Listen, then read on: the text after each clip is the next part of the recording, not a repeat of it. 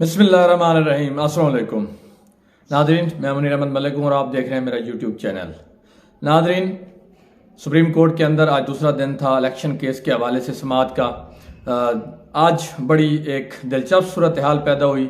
जो लोग इमरान खान से पंजाब और KPK का इलेक्शन छीनने की कोशिश कर रहे थे, करारदादें पेश कर रहे थे, तो और ये भी कहते फिर रहे थे कि हमें सुप्रीम कोर्ट का फैसला मंजूर नहीं है, फैसला 4-3 से था, 6-3 से था, हाँ, हम ख्याल जजेस का था। आज वो इलेक्शन लेने की बजाय इलेक्शन देकर आ गए। मतलब जो KPK और पंजाब असम्बली का इलेक्शन लेना चाहते थे, आज वो कौमी असम्बली भी देकर वापस आ गए हैं। इलेक्शन की समाअत का दूसरा दिन था और जो एक मामला इशू बना हुआ था वो आज गत्थी सुलझ गई है। आज कौमी असम्बली भी इनके हाथ से चली गई है।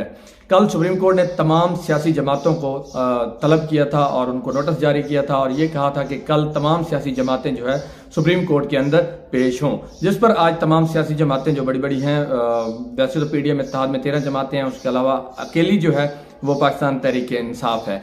पाकिस्तान तहरीक इंसाफ की जानिब से शाह महमूद कुरैशी और फवाद चौधरी साहब पेश हुए। शाह महमूद कुरैशी को बाकायदा तौर पर रोस्टम पर तलब किया गया और उनसे सवालों जवाब और उनसे तजावीज़ मांगी गई। इसके अलावा नून लीग की जानिब से ख्वाजा साद रफीक और अयाज सादिक पेश हुए, जबकि पीपल्स पार्टी जो सबसे अहम इत्तेहादी है मौजूदा गवर्नमेंट की PDM की, उनकी जानिब से फरूक एच नाइक और कमर जमान कैरा साहब पेश हुए, जबकि MQM की जानिब से साबिर कैम खानी पेश हुए। BNP मैंगल ग्रुप जो है उनकी जानिब से भी कोई एक आध बंदा पेश हुआ, जबकि जमात इस्लामी के जो अमीर हैं सिराजुल हक साहब वो बजाते खुद पेश हुए और इसके अलावा उनके साथ उनकी लीगल टीम भी थी। कौमी असम्बली जो है अब इनसे हाथ से जा रही है। तमाम जमातों से फर्दन फर्दन रोस्टर पर उनको बुलाकर उनसे मुज़ाकरात के बारे में पूछा गया और उनसे इलेक्शन के हवाले से तजावीज़ मांगी गई। तो इस तरह तमाम जमातों ने यही कहा कि हम मुज़ाकरात के ज़रिए इसका कोई मुतफ़िका हल ढूंढते हैं और एक ही दिन इंतखाबात चाहते हैं। फरूक एच नाइक रोस्टम पर है और उन्होंने कहा कि 90 दिन का मुकर्ररा वक्त जो है वो गुजर चुका है।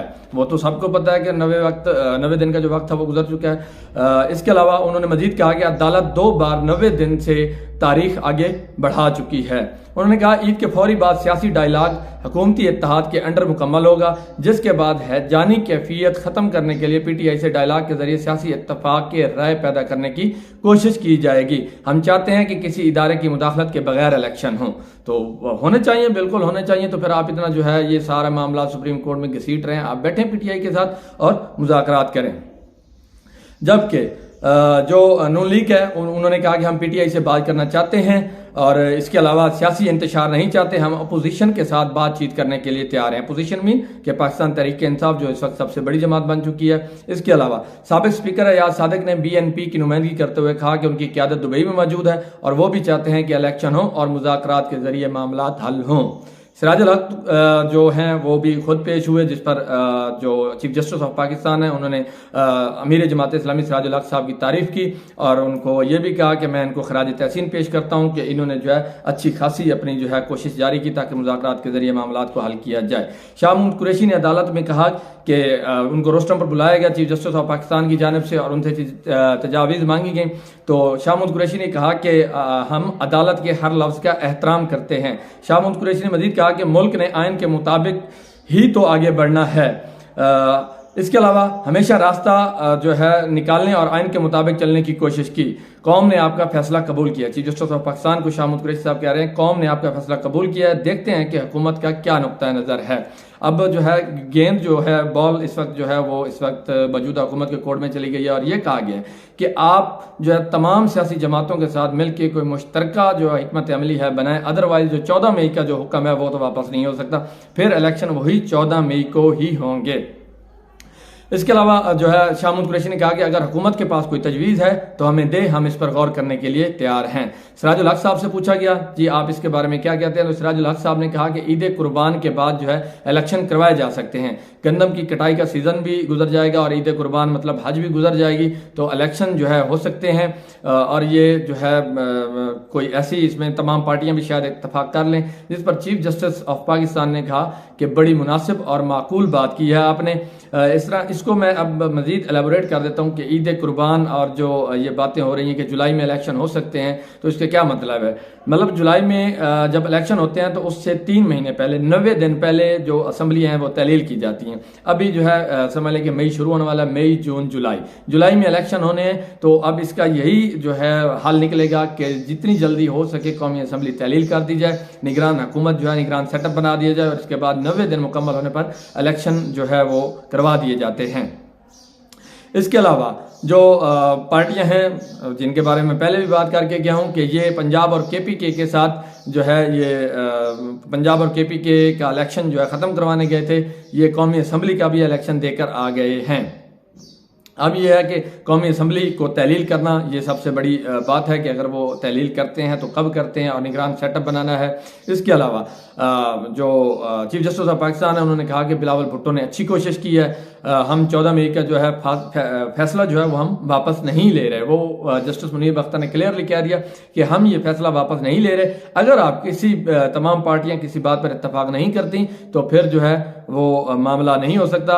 उसके अलावा उन्होंने कहा कि सुप्रीम कोर्ट का हुक्म कोई वापस नहीं करवा सकता, जिस तरह कल जो है वजारत दिफा की जानिब से दरख्वास्त दायर की गई कि जो 14 मई का 4 अप्रैल का जो इलेक्शन हुक्मनामा है कि 14 मई को इलेक्शन करवाया जाए, उस हुक्मनामे को वापस लिया जाए। तो वो दरख्वास्त उनकी जो है नाकाबिल समात करार दे दी गई। तो अब जो है जिस पर चीफ जस्टिस ऑफ पाकिस्तान ने कहा कि आप इस तरह करें कि कोई इसका हल ढूंढने, जिस पर सियासी जमातों ने कहा कि हम ईद के बाद इसका कोई हल ढूंढ लेंगे, लेकिन चीफ जस्टिस ऑफ पाकिस्तान ने कहा कि नहीं, ईद के बाद नहीं, अगर आपने ढूंढना है तो आपको टाइम दिया जाता है, 4 बजे तक आपके पास टाइम है, आप बैठकर कोई मुश्तरका लाहे अमल बना लें और हमारे पास तजावीज़ लेके आएं। हो सकता है कल ईद हो। सिराजुल हक साहब से पूछा गया कल ईद होगी, उन्होंने कहा कि मुमकिन तौर पर हो सकता है कल ईद हो। तो जिस पर चीफ जस्टिस ऑफ पाकिस्तान ने कहा कि अगर कल ईद ना हुई तो हम फिर बैठेंगे, अदालत दोबारा लगेगी और मामलात को देखा जाएगा। शेख रशीद साहब ने सवाल किया, जिसके जवाब में जो है शेख रशीद ने अपनी तजावीज़ दी। तो चीफ जस्टिस ऑफ पाकिस्तान ने कहा कि मसले का हल निकालना है तो आज ही बैठें और 4 बजे तक हल जो है वो कोई ना कोई सोल्यूशन इसका निकाल के हमारे पास लेके आएँ। ईद के बाद गुफ्तगू करेंगे, लेकिन अदालत ने कहा कि नहीं, आज ही हल निकालें। सियासी पार्टियों ने कहा कि नहीं जी, हम तो ईद के बाद ये मामला देखेंगे। उन्होंने कहा नहीं, ईद के बाद नहीं, टाइम जो है वो गुजरता जा रहा है, तो आप इसका हल निकालें। कल की जो समाअत हुई थी उसका मैंने वीलॉग बनाया था, उसमें जो चीफ जस्टिस सुप्रीम कोर्ट है उन्होंने ये कहा, जस्टिस मरता बंदयाल साहब ने, कि उन्होंने हुकूमत को टाइम दिया 27 अप्रैल तक। 27 अप्रैल तक आप जो है अपना जो फंड्स है वो ट्रांसफर करें इलेक्शन कमीशन को, अदरवाइज जो है संगीन नताइज जो है भुगतने के लिए तैयार रहें। संगीन नताइज वही है कि तौहीन अदालत और फिर उसके बाद नाअहली का अमल जो है वो शुरू हो जाएगा। इसके इन सब में जो जरदारी साहब हैं वो बड़े जो है गेम मास्टर हैं, वो बड़ी गेम खेल रहे हैं इस वक्त। वो उन्होंने जो है हुकूमत भी इंजॉय कर रहे हैं, उसके अलावा उन्होंने अदालत को भी राम किया है, पीटीआई को भी खुश किया है। वो इस वक्त जो नून लीग है मुल्क पंजाब की और पाकिस्तान की, वो अपने आप को सबसे बड़ी, खैर वो पाकिस्तान तो दूर की बात, लेकिन वो पंजाब की जो है सबसे बड़ी जमात अपने आप को कहलाती है। तो इस वक्त जो हालात हैं, मुस्लिम लीग नून ने इलेक्शन के बाइकाट का ऐलान कर दिया है और वो कह रहे हैं कि हम इलेक्शन नहीं करेंगे। लेकिन अता तारड़ साहब जो हैं special assistant to prime minister बराए दाखिला, उनका कहना है कि नहीं, हमने ये बाइकाट नहीं किया, बल्कि जो है इलेक्शन नहीं होने, तो अभी मामला जो है वो ज़ेर इल्तवा है, इसलिए हमने अभी टिकट्स जारी नहीं किए। जबकि पीटीआई ने रात जो है 297 नशिस्तों पर अपनी जो टिकट्स हैं वो जारी कर दिए हैं और आज रात 12 बजे तक जो है टाइम है। रिटर्निंग ऑफिसर को आप जाके अपनी टिकट जमा करवा सकते हो। जो उम्मीदवार हैं वो अपनी पार्टी टिकट जो जमा करवाएंगे, जिस पर उनको उस जमात का निशान अलाट होगा।